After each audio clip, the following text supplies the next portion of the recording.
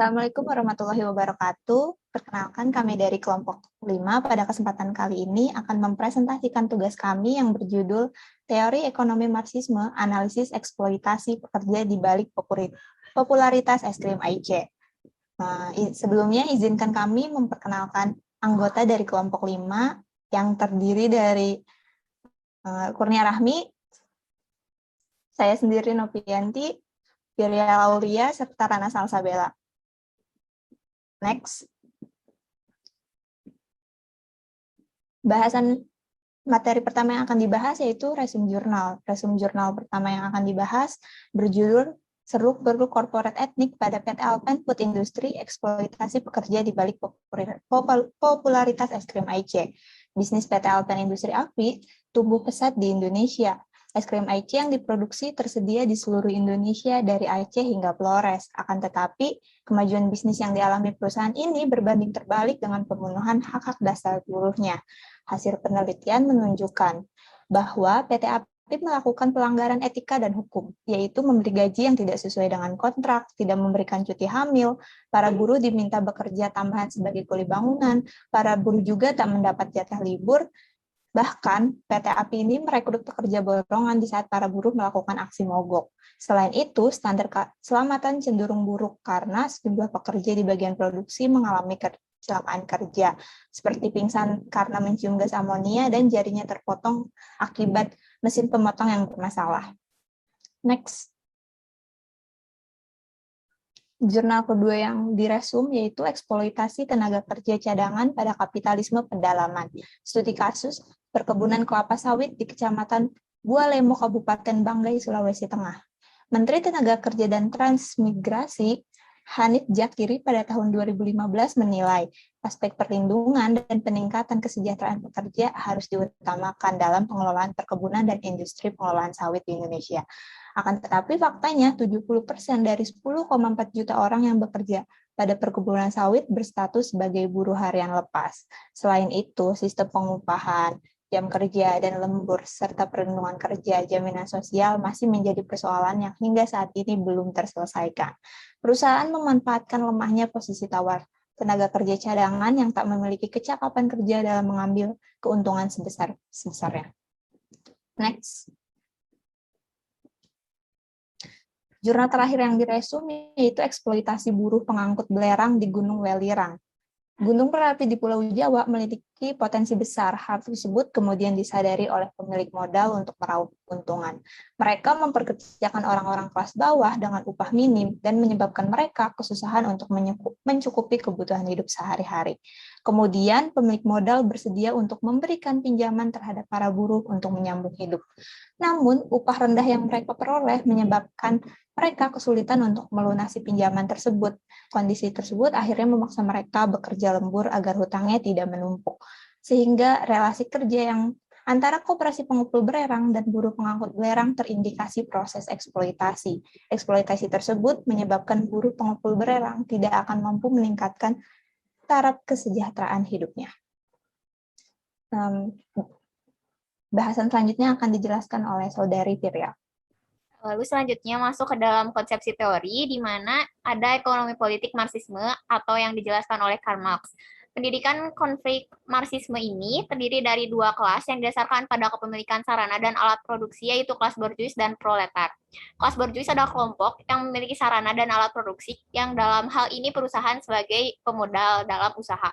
Lalu ada kelas buruh atau kelas yang tidak memiliki sarana alat produksi, hanya memenuhi kebutuhan ekonominya dengan menjual tenaganya. Konflik antar kelas ini melalui proses produksi sebagai salah satu kegiatan ekonominya, di mana dalam proses produksi terjadi kegiatan eksploitasi terhadap kelompok proletariat oleh kelompok borjuis. Lalu selanjutnya ada tenaga kerja, di mana tenaga kerja ini umumnya berada di pasar kerja yang biasanya siap untuk digunakan dalam suatu proses produksi barang dan jasa.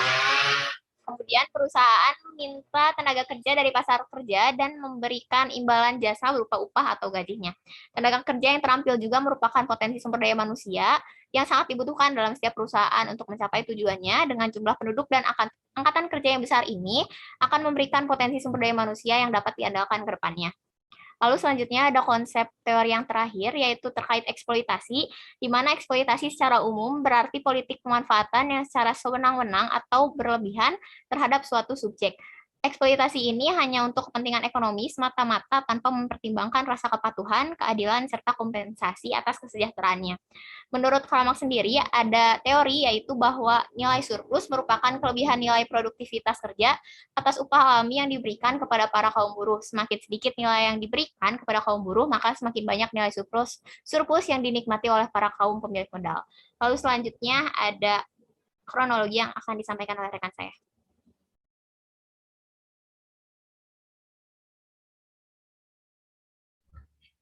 Nah, selanjutnya adalah pembahasan di mana di sini menjelaskan kronologi eksploitasi pekerja AIS PT Alfen Food Industry.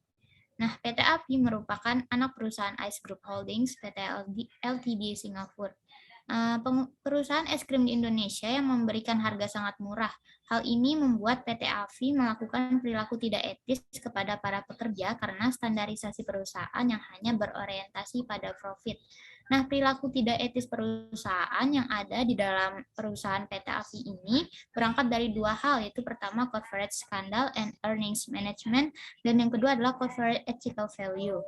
Nah, pelanggaran PT AFI juga tercermin dari praktik yang menyalahi regulasi pemerintah atas korporasi, di mana terdapat pelanggaran keputusan menteri mengenai ketentuan pelaksanaan perjanjian kerja waktu tertentu dan juga menyalahi pasal 59 ayat 6 Undang-Undang Ketenagakerjaan dan pasal 3 dikarenakan telah mempekerjakan buruh dengan kontrak berkepanjangan.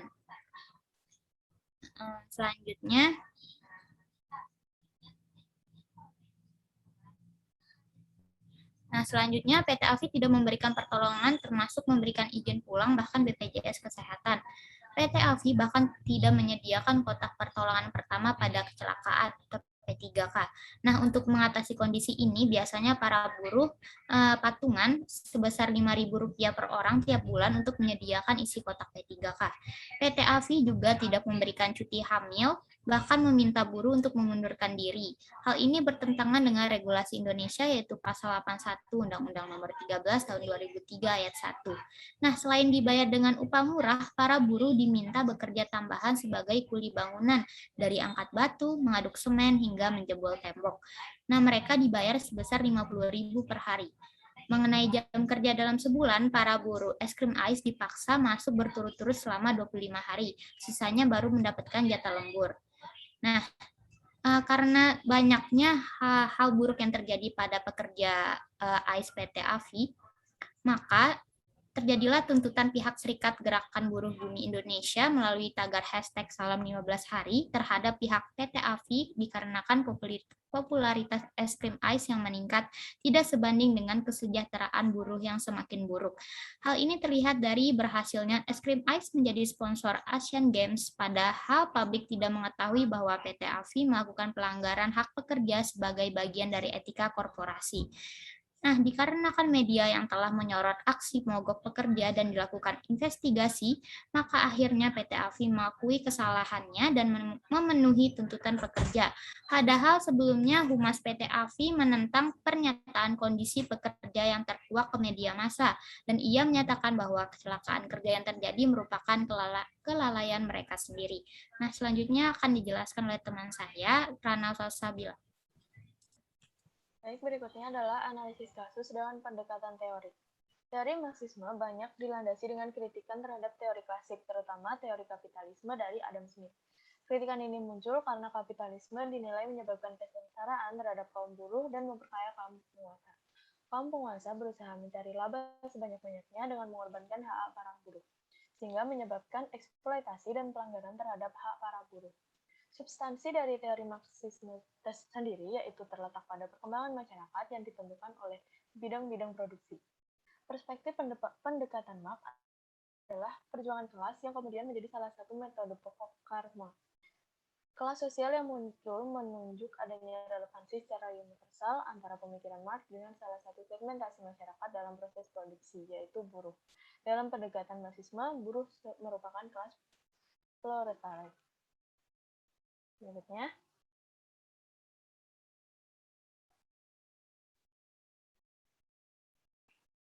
Kritikan Marx menyebabkan kondisi kaum proletar sangat menyedihkan karena bekerja dengan upah minimum. Marx berpendapat bahwa masalah ini timbul akibat adanya kepemilikan pribadi dan penguasaan kekayaan yang didominasi orang-orang kaya. Apabila kondisi ini terus dibiarkan, kaum proletar akan memberontak dan menuntut keadilan. Marx berpendapat bahwa paham komunisme lebih layak dibandingkan kapitalisme untuk mensejahterakan kaum proletar. Hal inilah yang menjadi dasar teori Marxisme. Selain itu, politik menurut Marx adalah alat atau media yang digunakan penguasa sebagai media untuk menjalankan dan melegitimasi kontrolnya, sehingga peran negara sangat diperlukan untuk mempersiapkan kondisi-kondisi politik dan penekanan-penekanan yang penting untuk memelihara setiap moda produksi. Berikutnya,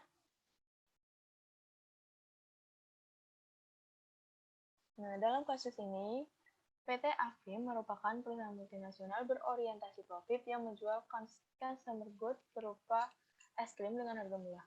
Di balik majunya bisnis ini ternyata ditemukan tindak eksploitasi terhadap para pekerjanya dan pelanggaran hak-hak yang seharusnya diterima oleh para pekerja. Selain itu, PT AFI juga melanggar regulasi pemerintah atas korporasi. Eksploitasi yang terus terjadi pada pekerja menyebabkan pemberontakan berupa demo dan mogok kerja. Hal ini sejalan dengan teori Marx yang menyatakan bahwa pemberontakan akan terjadi apabila eksploitasi terus terjadi. Peran pemerintah sebagai regulator sangat diperlukan dalam menangani kasus pelanggaran di perusahaan. Pemerintah harus secara tegas dalam melakukan peningkatan kebijakan-kebijakan untuk memperbaiki kinerja perusahaan, terlebih pada perusahaan asing yang bergerak di consumer goods. Pemerintah juga perlu bersikap adil terhadap perusahaan-perusahaan nasional maupun multinasional agar tidak terjadi kesenjangan dalam menerima perlakuan khusus yang menyangkut kode etik perusahaan. Berikutnya akan dijelaskan oleh teman saya. Berikutnya, kesimpulan yang dapat kami ambil dari presentasi hari ini yaitu teori Marxisme dilandasi oleh kritikan terhadap teori klasik, khususnya kapitalisme. Dalam teori Marxisme menganggap bahwa kapitalisme menciptakan kelas penguasa dan kelas pekerja atau buruh. Selain itu, kapitalisme menyebabkan distribusi kekayaan tidak seimbang, memungkinkan kelas penguasa melakukan eksploitasi pada buruh dan memicu konflik antar kelas.